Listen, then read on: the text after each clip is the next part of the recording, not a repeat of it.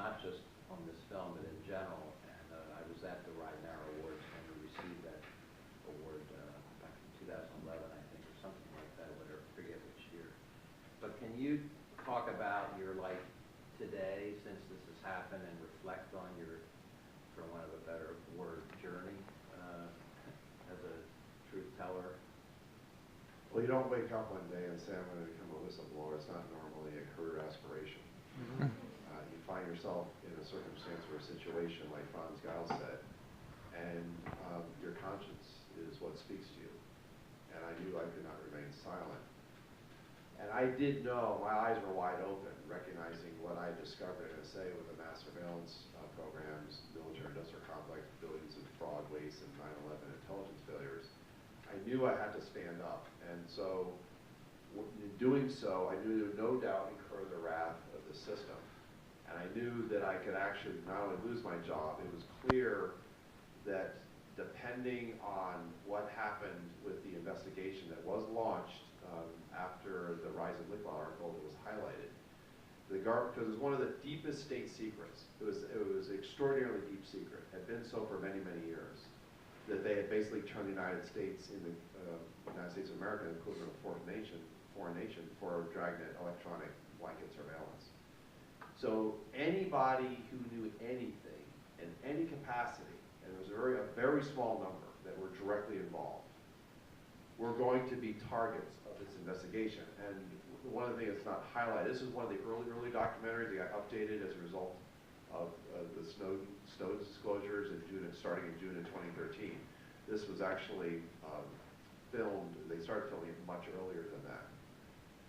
But they went to the ends of the earth to find whoever had leaked to the New York Times. And it was a multi-year, multi-million-dollar investigation. And so I knew early on that when I made that fateful decision to go to the press, as you saw in the documentary, that it would have enormous consequences, and I not only could lose my job, but I could actually be prosecuted.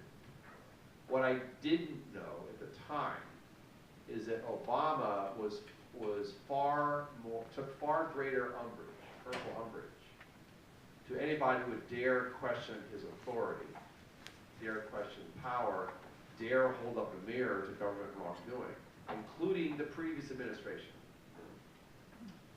And so, for all the hope and transparency and, copyrighted, right? Most transparent administration in history. So, your life, it is true, and John can certainly attest to this, your life literally is never the same again. And there's silver linings, so I'm going to summarize. There's a lot more I just skipped over. Some of it's highlighted in the documentary. There are silver linings in terms of, yes, ultimately the press was a saving grace in my case. There is no question.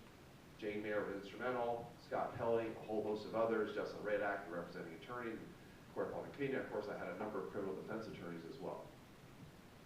The other side of that silver lining, though, the side that's like the inside of a case or a bag or a sleeve that you don't see, is that although I continue to work at Apple as an expert, got a 6S and 6S Plus launch in a couple of days. Extraordinary company, by the way, truly. I've been unable to find any other work. And and this is even with organizations that should know better. I've had many, many people attempting to find work with me that's beyond retail, that's actually more in line with who I am. And that is an extraordinarily high price. And even if you find work or part-time work, there's sort of always a question mark, who wants to hire a whistleblower? But I have no regrets. I mean, it's important to say. And in fact, this is the silver lining, that it's opened up a whole other world in terms of civil liberties, defending freedom, partnering with John, going around the world, conferences. I'm actually headed out tomorrow morning for Cato Institute's annual retreat to speak on privacy. I'll be headed to Strasbourg, France in November to give one of the keynotes before the 2015 Forum on World Democracy, speaking on privacy, because it does matter. So that I can't, it's just like you look beyond what doors are opened up, and I end up I've dedicated the rest of my life to defending life, liberty, the pursuit of happiness, because that's at the heart of our own human experience, not just as Americans, but also as human beings across the world, no matter what nation you're a part of. So that's, it's tempered by, yes, the high cost. And yet, we're sitting here, I know John has his ordeal, and did go to prison for a short period of time.